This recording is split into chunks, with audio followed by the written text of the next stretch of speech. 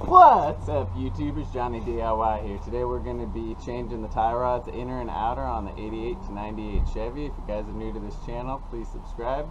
I do a lot of these automotive and household projects. Alright, so let's get to it. First thing we'll do is put on our emergency brake. Then we're going to chock the back wheels. Then we'll break loose all the lug nuts. There we go. Then we'll jack it up and put it on jack stands. Now we can take the wheels off. Now go ahead and turn the wheel all the way to the side that you're working on. It'll make things easier. Okay, so here is our outer tie rod and here is our inner tie rod. Do yourself a favor and go ahead and spray all these connections, these nuts and bolts, with some WD-40. That'll help loosen them up. Alright, we'll go ahead and loosen up these two adjusters. It's just a 13 millimeter. So we'll just crack these loose. It'll be easier to do this while it's on the car. They're not on very tight. Alright, let's go ahead and loosen up this 18 millimeter on this outer tie rod. You may have a cotter pin through there. Just grab that and push that out with some pliers. We'll just put our breaker bar on this. Loosen that up. Alright, we'll take that all the way off. Now we can take like a big hammer like this, and we're just gonna hit it on top to break it loose from the taper. There we go.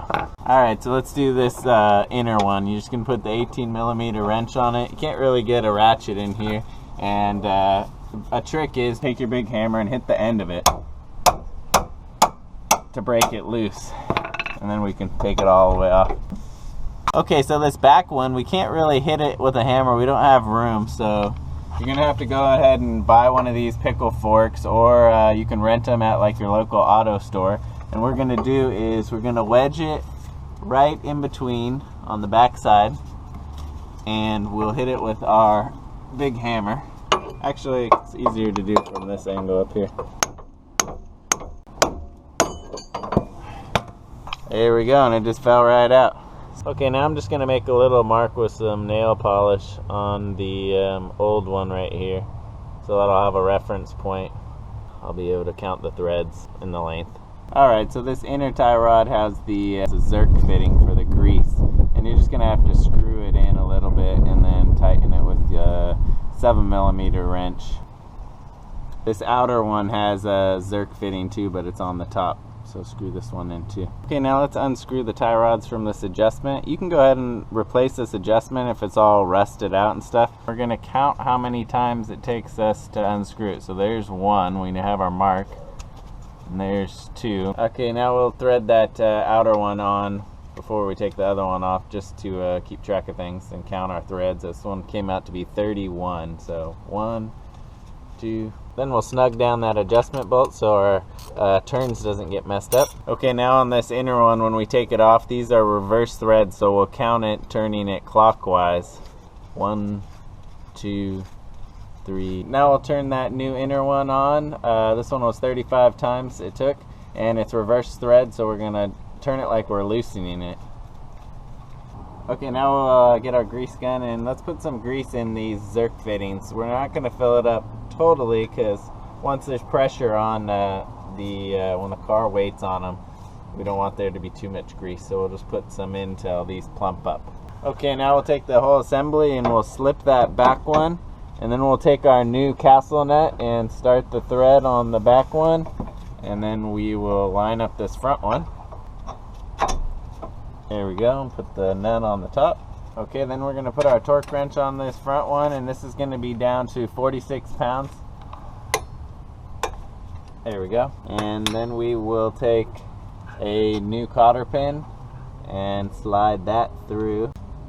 And then everyone has a different style of how they like to do these. I just spread them and push them around so it looks just like that. Now this back one we can't get a torque wrench on, so we're just going to put our wrench and we're going to get it really tight. Get your arm torque wrench calibrated to 46. There we go. Okay, now we'll put a cotter pin on the back one. So when you're tightening it, you have to line it up so the cotter pin can go through the slot. And we'll bend this one. Okay, now once we've got both of them torqued down, we're going to torque the adjustment sleeve. We're going to torque that to 16 foot-pounds. There we go.